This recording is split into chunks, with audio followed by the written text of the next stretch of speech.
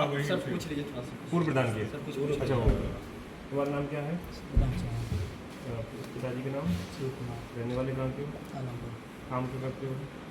यही टीचिंग वाला। और ये विकलांगता कैसे है? बचपन से जन्म से। तुम्हारा क्या नाम है? सुमन चौहान। पिताजी का नाम? सुरेंद्र चौहान। तुम दोनों इधर आ जाओ, इसको इधर ले आओ, इसको बीच में रहने दे, सब इधर हो जाए, गिर ना जाए, गिर ना जाए। ठीक है, बस तुम दोनों इधर आ जाओ। आपका नाम क्या है? वर्तमान प्रधान है। हाँ, ये मतलब ये प्रधानपति हैं।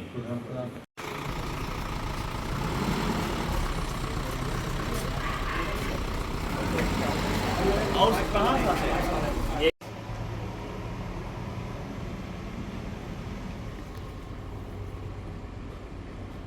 अरे दुनिया ने सचमा खड़ा करा, दुनिया ने साथे खड़ा करा, उनके साथे खड़ा करा, साथे एक साथे।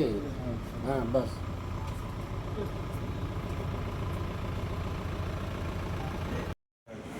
देखिए 30 सितंबर 2024 को थाना एरौला पर सुबह लगभग 5-6 बजे हमको ये सूचना प्राप्त हुई कि पूर्व प्रधान श्री राम चौहान की किसी ने गोली मारकर हत्या कर दी, जिस पर तत्काल थाना एरौला की पुलिस, क्षेत्राधिकारी और मुख्य एडिशनल द्वारा भी वहाँ पर घटनास्थल का निरीक्षण किया गया।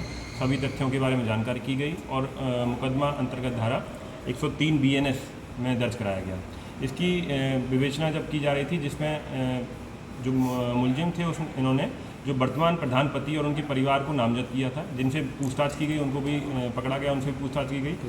पूरी जांच पड़ताल के बाद यह तथ्य प्रकाश में आया, इस तरह से अनावरण हुआ कि जो इसके बगल में सोया हुआ व्यक्ति था, जो इसका काम देखता था पूर्व प्रधानी में, उसके द्वारा ही इनको गोली मारकर हत्या की गई है।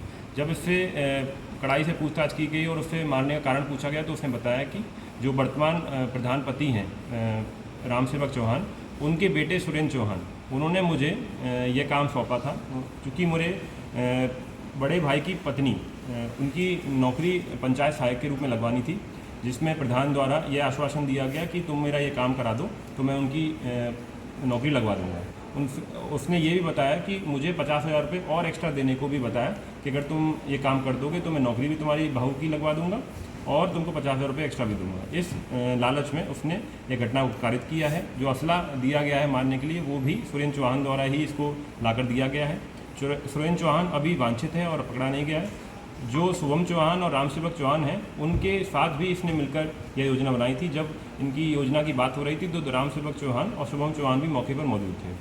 और रात में 12 बजे ये घटना की गई है, क्योंकि जब उससे पूछा गया कि रात में 12 बजे मारने का कारण था, तो उन्होंने बताया कि इससे गाँव वालों को लगे किसी बर्थडे पार्टी में पटाखा छूटा है, इससे लोग ज़्यादा एकत्रित ना हो और ज़्यादा भनक ना लगे, इसलिए उन्होंने 12 बजे रात को घटना की। सर, इन दोनों के बीच कनेक्शन क्या था, क्यों मरवाना चाहता था वो? देखिए, जो प्रधान की हत्या हुई है, पूर्व प्रधान, उसका ये जो फतीराम चौहान है, जो विकलांग भी है, उससे घनिष्ठ संबंध था। वो जब प्रधानी इसके पास थी पिछली बार, तो इसका पूरा काम वही देखता था और पूरी तरह से इसका परिचित था और लगभग 4 महीने से उसके साथ ही उसके घर पे रात में सोता था। ये चीज़ उसको सुरेंद्र चौहान को पता थी, रामसेवक चौहान और शुभम चौहान तीनों को पता थी ये चीज़। तो उनको लगा कि अगर उसको मारना है तो इसको हमको तोड़ना पड़ेगा। तो उन्होंने फतीराम चौहान को लालच दिया कि उसकी भाई की पत्नी को हम लोग नौकरी देंगे पंचायत सहायक की और 50,000 रुपये भी देंगे। इस लालच में उसने एक घटना कार्य की। सर, कितने लोग गिरफ्तार हो गए और कितने भी इसमें फरार हैं? इसमें अभी तक कुल 3 गिरफ्तारियाँ हो चुकी हैं, शुभम चौहान, रामसेवक चौहान और सतीराम चौहान की, और एक व्यक्ति सुरेंद्र चौहान इसमें वांछित है, जिसकी भी गिरफ्तारी जल्द सुनिश्चित की। सर, सुरेंद्र चौहान हत्या क्यों कराना चाहते थे? देखिए, सुरेंद्र चौहान का कई समय से रंजिश चल रही थी, कई मुकदमे इन्होंने इसके ऊपर लिखवाए हैं।